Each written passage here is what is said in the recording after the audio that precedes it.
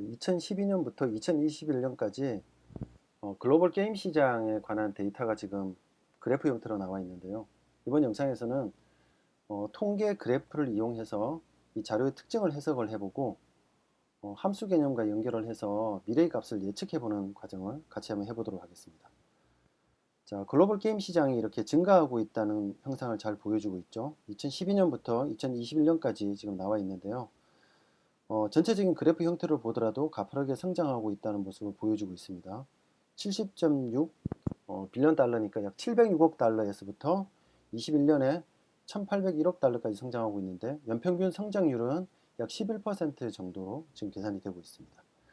그래서 전체 규모가 이렇게 커지고 있다 이런 것도 보이고 있지만 그 세부적인 구성을 보면 글로벌 게임 시장의 주요한 산업축인 모바일 게임과 또 PC 게임, 콘솔 게임을 보고 있는데요.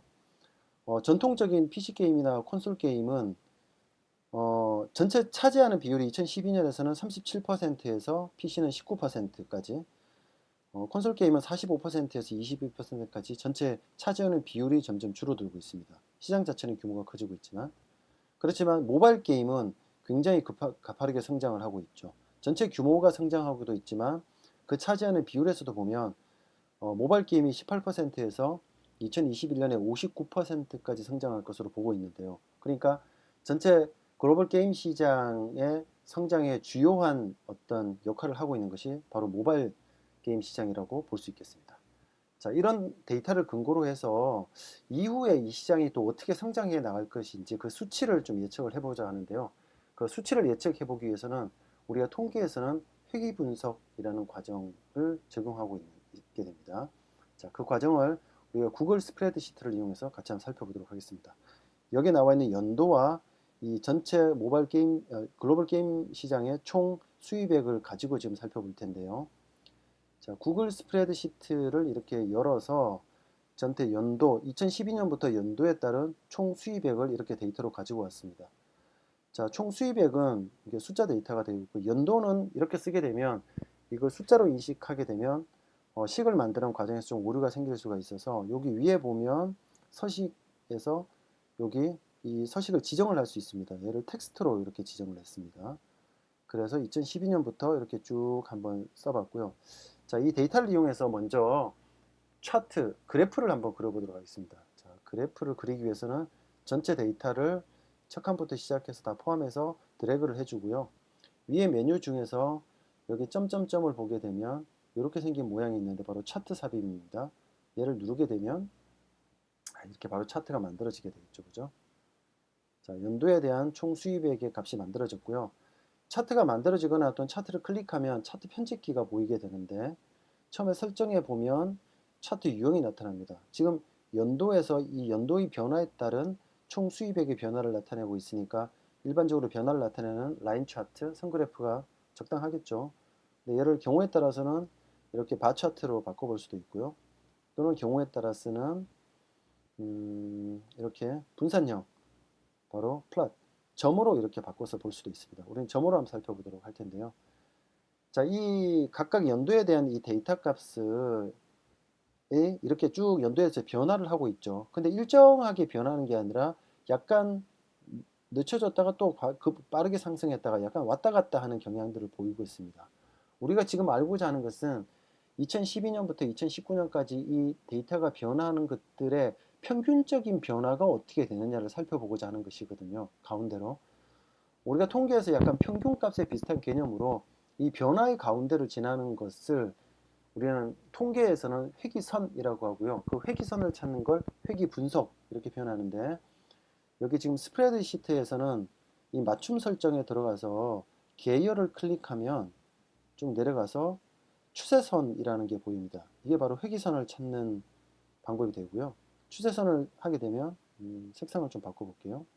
이 가운데 선이 있죠. 이 가운데 선이 바로 이 변화의 일반적인 경향을 나타내는 가운데 선이라고 보면 되고요. 가운데란 얘기는 곧 이 선을 기준으로 해서 이 점들의 변화의 차이가 있는데 이 선을 기준으로 했을 때 이 차이가 가장 최소화되는 선이라고 조금 보면 됩니다.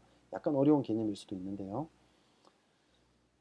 자, 여기에 라벨의 등식 사용을 써보게 되면 이 선의 식이 나타납니다.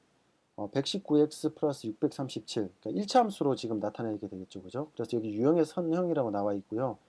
이 식이 원래 데이터와 얼마만큼, 원래 데이터의 경량을 얼마만큼 잘 나타내 주냐가 바로 r 제곱이라는 값으로 표현됩니다. 여기 뒤에 0.975라고 나와 있는데, 이 값이 1에 가까울수록 이 추세선, 다시 말해서 회기선이 원래 데이터를 가장 잘 설명해 줬다고 보고 있고요.